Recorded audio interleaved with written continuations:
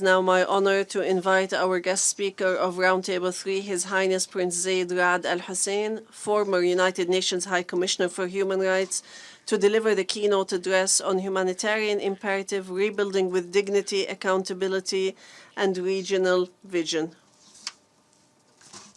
Thank you, Your Highness, Excellencies, distinguished delegates, dear friends.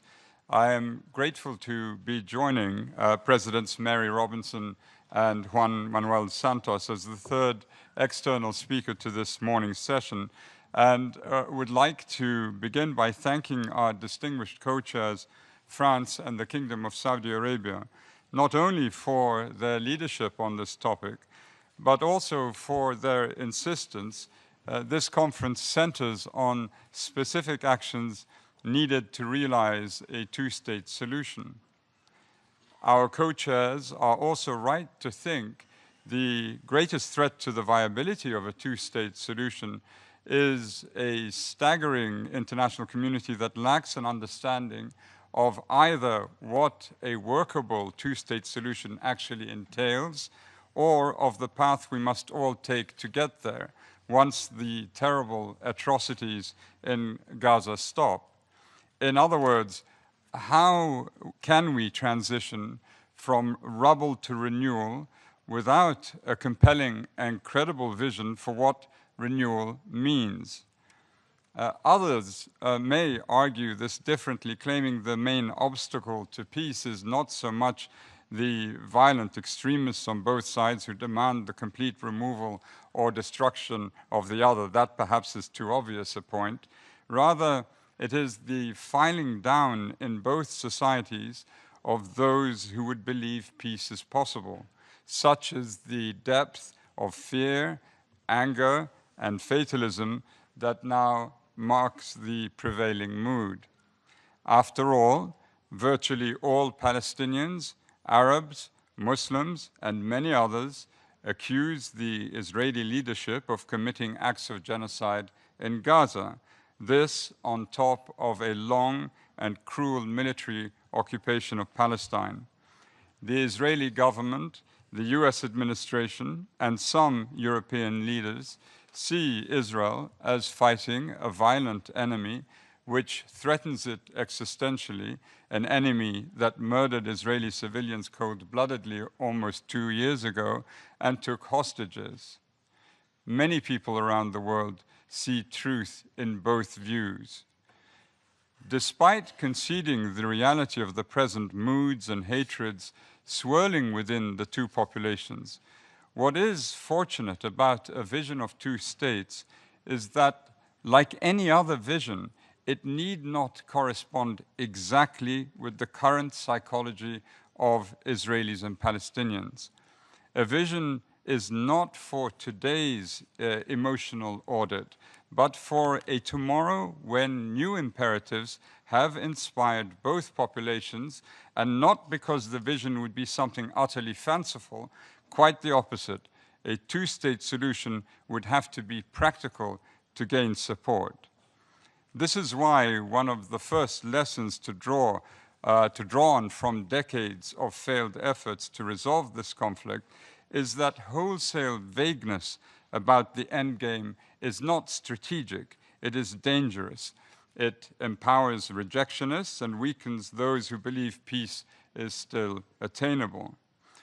Today, as we've heard many speakers say, leading figures in Israel's far-right government are openly articulating a vision of permanent occupation, territorial annexation, and forced displacement. And they are acting accordingly, taking steps every day to implement their vision through concrete policies and actions on the ground. The international community cannot counter this with carefully worded platitudes. What is needed is a clear collective affirmation of the two-state solution, not as an abstraction, but with specific policy commitments. A full end to the occupation, borders based on the 4th of June 1967 lines, and a sovereign contiguous Palestinian state. Short of this, recognition of Palestine will remain symbolic and will do little to transform the lives of Palestinians on the ground and affect meaningful progress towards Palestinian self-determination. Now, this is not a fantasy. Palestinians and Israelis working together have developed a vision for a two-state solution that can work, and they have devised elegant and symmetrical solutions to issues like settlements, refugees, and Jerusalem, core issues that have divided them in the past. The first point this vision articulates is this: a viable peace must address the emotional and deep connection felt by both Israelis and Palestinians to all the land, from the river to the sea. The vision also addresses the need for two distinct and sovereign states as a means of facilitating self-determinations for two peoples and ensures a complete end of the military occupation. And it also overcomes past obstacles to the achievement of a two-state settlement, proposing a just solution for the Palestinian refugee population and a framework for Jerusalem while guaranteeing access to it. And it achieves all of this in a way that ensures Israel can maintain a Jewish voting majority. So how can this be done? There would be two states, but one homeland. The path to reach it entails as a starting point an acceptance of the armistice line as it was on the 4th of June 1967 as the border between the two states, with at most minor territorial adjustments rather than the more significant swaps or the sweeping annexation contemplated by other proposals. Israeli settlers who wish to remain in their homes would have the option of becoming permanent residents of the state of Palestine. They would pay their taxes, abide by local law, and enjoy full protection of their rights, as is the case with permanent residents in almost all countries.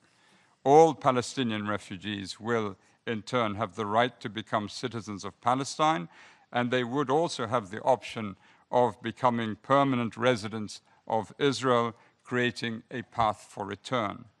Israeli Arabs would remain Israeli citizens and would be guaranteed full equality.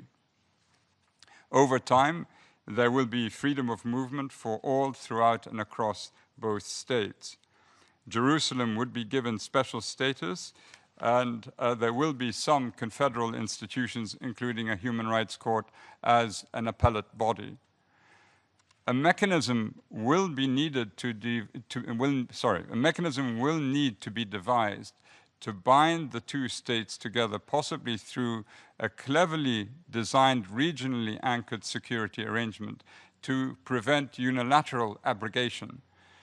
As a first urgent transitional step, a reconstruction and rehabilitation mission should be established with an international mandate and based on a regional partnership. To succeed, this mission must prioritize restoring political and economic links between the Gaza Strip and the West Bank, which Israel and the PLO have recognized to constitute a single territorial unit.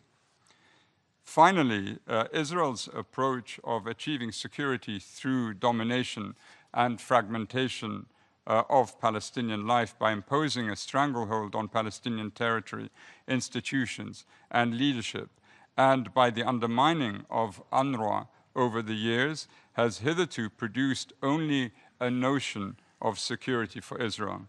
It has deepened Palestinian dispossession, inflicted great harm and degraded the Palestinian civilian population, and threatened regional stability.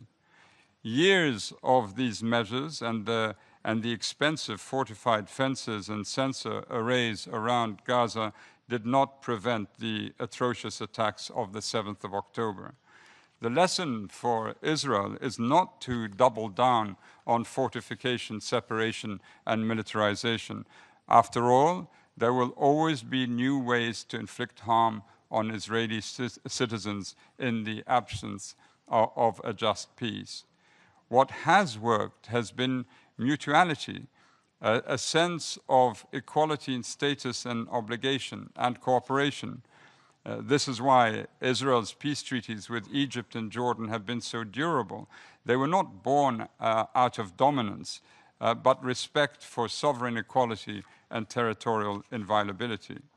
It is on these foundations that this vision of meaningful and durable renewal, this vision of two states, one homeland, was conceived, not in abstraction, but grounded in law, shaped by pragmatism and sustained by a shared attachment to the land that both Israelis and Palestinians call home. I thank you for your attention.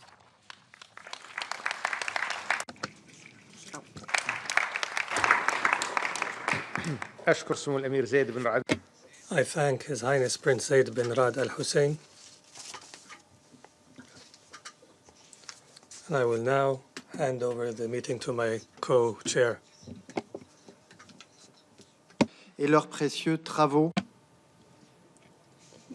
We